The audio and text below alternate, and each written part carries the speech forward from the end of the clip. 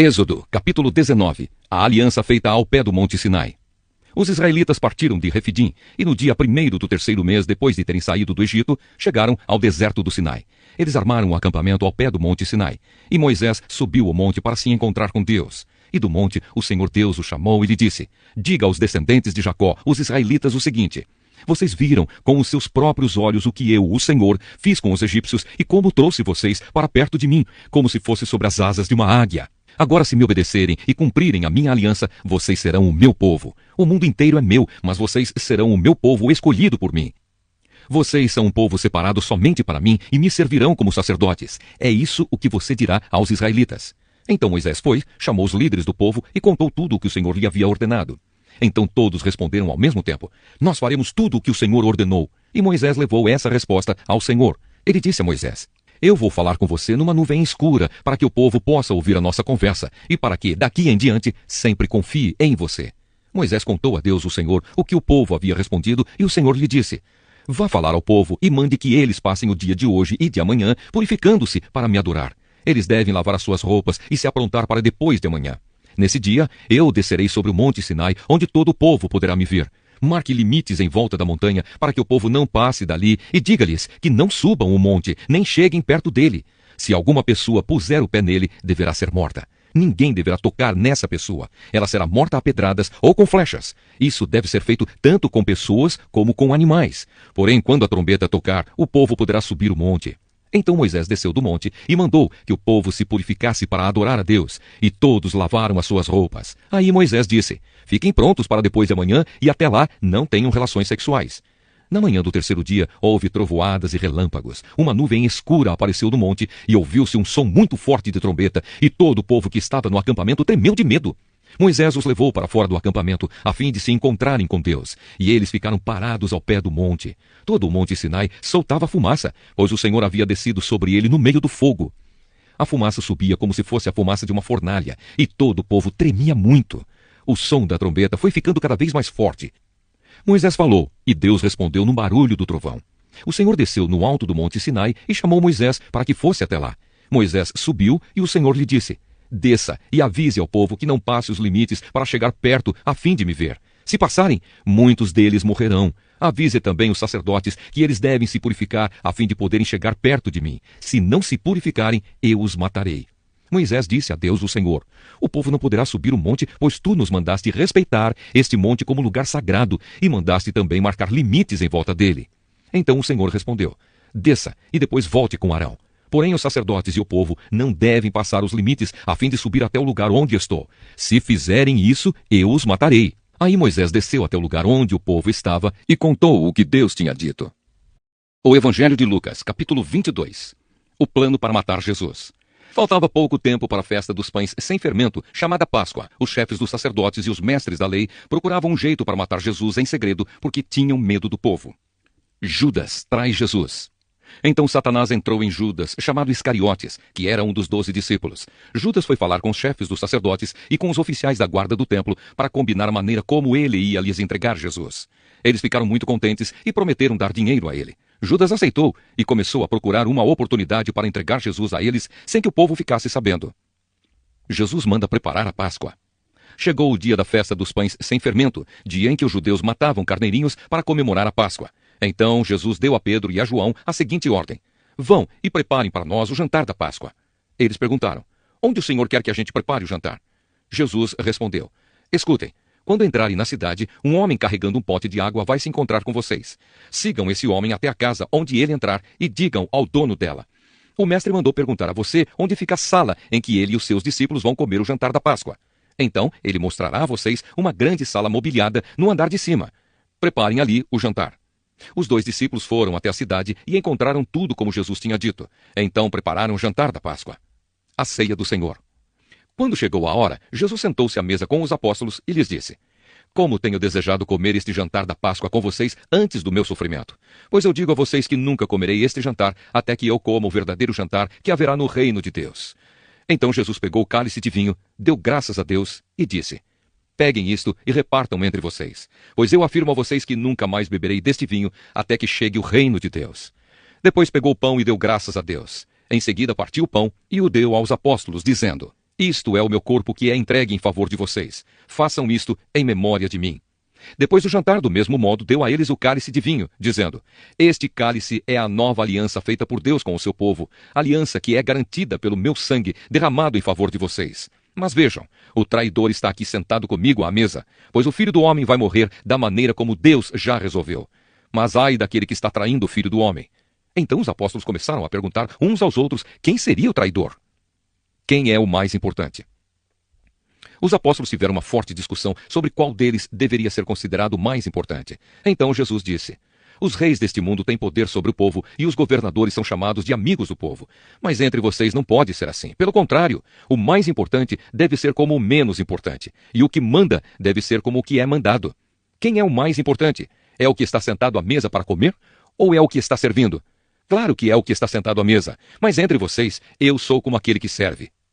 Vocês têm estado sempre comigo nos meus sofrimentos. Por isso, assim como meu pai me deu o direito de governar, eu também dou o mesmo direito a vocês. Vocês vão comer e beber à minha mesa no meu reino e sentarão em tronos para julgar as 12 tribos de Israel. Jesus avisa Pedro.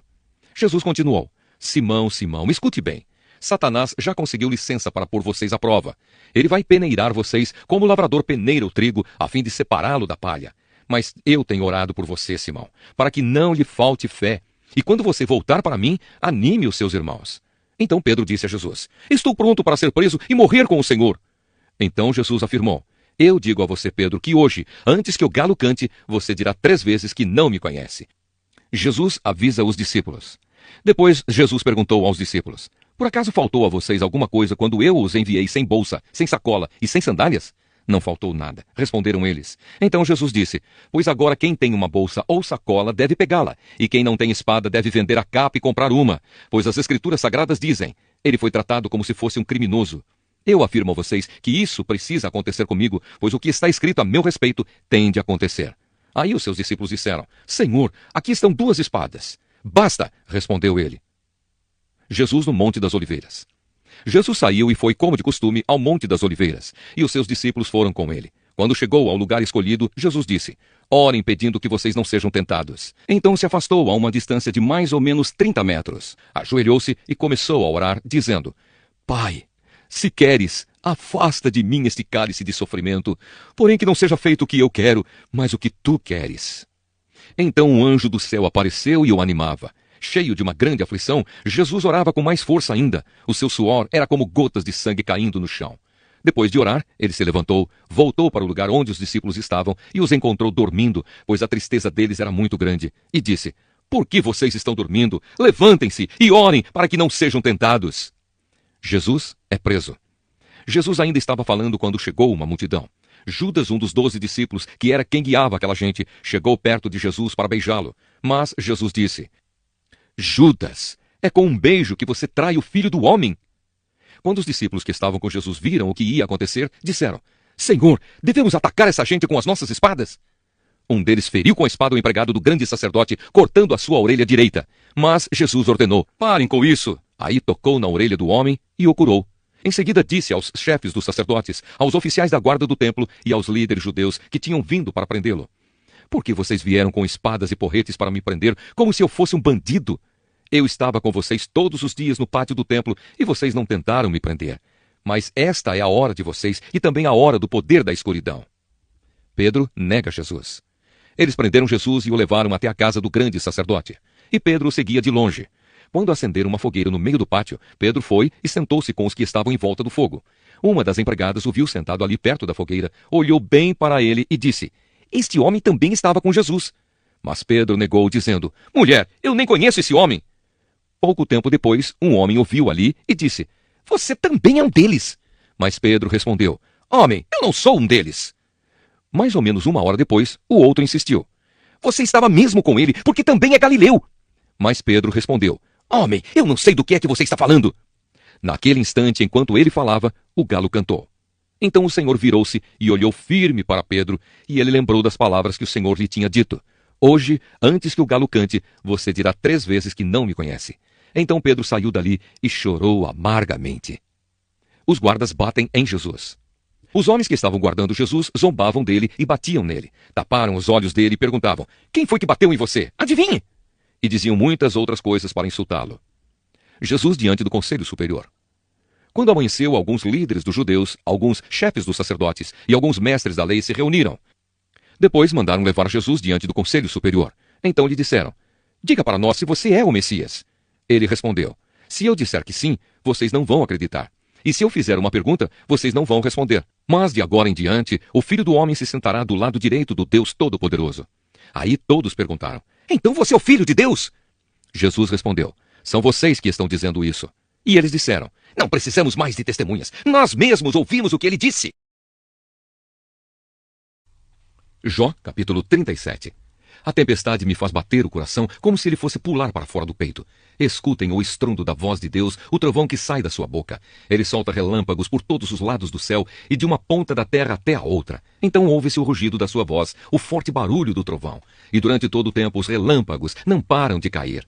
Deus troveja com a sua voz maravilhosa. Ele faz grandes coisas que não podemos compreender. Deus manda que caia neve sobre a terra e também fortes pancadas de chuva. Assim, faz com que as pessoas fiquem em casa sem poderem trabalhar, para que todos saibam que é Ele quem age. Os animais entram nas suas tocas e ali ficam escondidos. As tempestades violentas vêm do sul e o frio vem do norte. O sopro de Deus congela as águas, que assim ficam cobertas de gelo. Deus enche de água as nuvens e elas lançam os relâmpagos. Seguindo a ordem de Deus, as nuvens se espalham em todas as direções. Elas fazem tudo o que Deus manda, em toda parte, no mundo inteiro. Deus faz cair chuva sobre a terra, ou para castigar a gente, ou para mostrar que tem amor por nós. O infinito conhecimento de Deus. Jó, pare um instante e escute. Pense nas coisas maravilhosas que Deus faz. Será que você sabe como Deus dá a ordem para que os relâmpagos saiam brilhando das nuvens? Você sabe como as nuvens ficam suspensas no ar? Isso é uma prova do infinito conhecimento de Deus. Será que você, que fica sufocado de calor na sua roupa antes de vir a tempestade de areia trazida pelo vento sul, será que você pode ajudar Deus a estender o céu e fazer com que fique duro como uma placa de metal fundido? Ensine-nos o que devemos dizer a Ele, pois não somos capazes de pensar com clareza. Eu não teria o atrevimento de discutir com Deus, pois isso seria pedir que Ele me destruísse. Não é possível ver o sol quando está escondido pelas nuvens, mas ele brilha de novo depois que o vento passa e limpa o céu. No norte vemos uma luz dourada e a glória de Deus nos enche de profunda admiração. Não podemos compreender o Todo-Poderoso, o Deus de grande poder. A sua justiça é infinita e ele não persegue ninguém. Por isso, as pessoas o temem. E ele não dá importância aos que acham que são sábios. Segunda carta aos Coríntios, capítulo 7. Meus queridos amigos, todas essas promessas são para nós. Por isso, purifiquemos a nós mesmos de tudo que torna impuro o nosso corpo e a nossa alma. E temendo a Deus, vivamos uma vida completamente dedicada a Ele. A alegria de Paulo. Deem um lugar para nós no coração de vocês.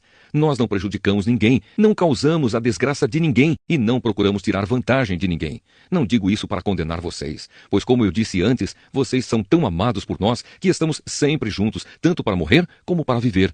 Tenho muita confiança em vocês e me orgulho de vocês. No meio de todas as nossas aflições, eu continuo muito animado e cheio de alegria. Mesmo depois de termos chegado à província da Macedônia, não descansamos nada. Em todos os lugares houve problemas, lutas com os de fora e medo no nosso coração. Porém Deus, que anima os desanimados, nos animou com a chegada de Tito. E não foi somente a chegada dele que nos animou, mas também a informação dada por ele de que vocês o animaram. Ele contou que vocês estão com saudade de mim e disse que estão muito tristes e estão prontos para me defender. Por isso agora estou mais feliz ainda. Não me arrependo de ter escrito aquela carta, embora vocês tenham ficado tristes por causa dela. Quando soube que a carta os deixou tristes por algum tempo, eu poderia ter ficado arrependido. Mas agora estou alegre, não porque vocês ficaram tristes, mas porque aquela tristeza fez com que vocês se arrependessem. Aquela tristeza foi usada por Deus, e assim nós não causamos nenhum mal a vocês. Pois a tristeza que é usada por Deus produz o arrependimento que leva à salvação. E nisso não há motivo para alguém ficar triste. Mas as tristezas deste mundo produzem a morte. Vocês suportaram a tristeza da maneira que agrada a Deus. E vejam agora os resultados. Isso fez com que vocês levassem a sério o assunto e resolvessem se defender. Fez também com que vocês ficassem zangados e com medo. Depois ficaram com vontade de me ver e resolveram castigar o culpado. Em tudo isso, vocês mostraram que não tiveram nenhuma culpa naquele caso. Portanto, embora tivesse escrito aquela carta, eu não a escrevi por causa de quem ofendeu, nem por causa da pessoa que foi ofendida. Pelo contrário, escrevi a carta para tornar claro a vocês que Deus sabe do grande cuidado que vocês têm por nós. Foi por isso que ficamos animados. Além do ânimo que recebemos, ficamos mais contentes ainda vendo a alegria de Tito, pois todos vocês o têm ajudado a sentir-se bem. Eu havia falado muito bem de vocês a ele e vocês não me desapontaram.